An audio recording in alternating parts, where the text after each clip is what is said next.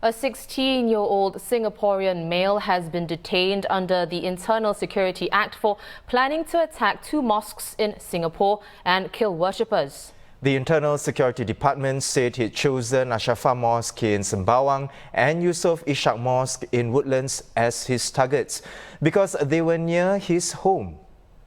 ISD also said the youth planned the attacks to coincide with the second anniversary of the Christchurch terror attacks, which happened on March 15, 2019.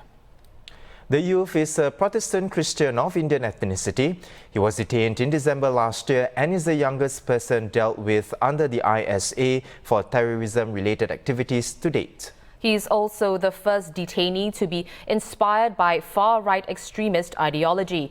ISD said he was influenced by the Christchurch attacker Brenton Tarrant. The youth had mapped out his route, bought a flak jacket and intended to buy the machete on Carousel. The youth's original plan was to use a rifle, similar to that used by the Christchurch attacker. He only gave up the idea when he realized that it would be difficult to get his hands on one, given Singapore's strict gun control laws. And like Tarrant, he wanted to live stream his planned massacre. ISD's investigation to date indicated that he had acted alone. There was also no indication that he had tried to influence anyone with his extremist outlook or involve others in his attack plans. The violent impulses, I've said this many times, is not restricted to any particular racial group or religious group. It can occur amongst anyone. It's really a question of being exposed to hate speech and then being influenced by it. And it's also worrying that we are picking up young people. And since 2015, we have picked up 7 young persons under the age of 20 under the Internal Security Act. 4 were detained, 3 have been served with restriction orders.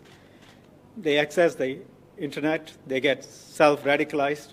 This boy, heavily influenced by hate speech and online calls for violence against Muslims.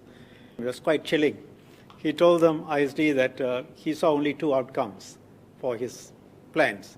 1, he could get arrested before he carries out, or 2, he will be killed by the police while he was executing his plans. So he went in fully prepared, knowing that he's going to die. And he was prepared to die. Well, referencing previous terror attacks like the ones in South Carolina in 2015 and El Paso in 2019, Mr. Shanmugam also stressed the dangers of influence and hate speech. Hate speech has real-world consequences. When you can demonize somebody, whether through music or through song or through speech, slowly you start thinking of them as something lesser than human. And then they are apart from you. They are Muslims or they are Christians or they are Hindus. They are not, you can demonize them and then you can be violent towards them. You see this happening over and over again around the world. We have set our face against it. Our population has confidence that the government is in the middle and we protect you regardless of who you are, whether you are Muslim or Christian or Hindu. You are a human being and your sexual inclinations don't matter. We protect you and we make sure that there can be no violence. So that is a guarantee that this government has always given.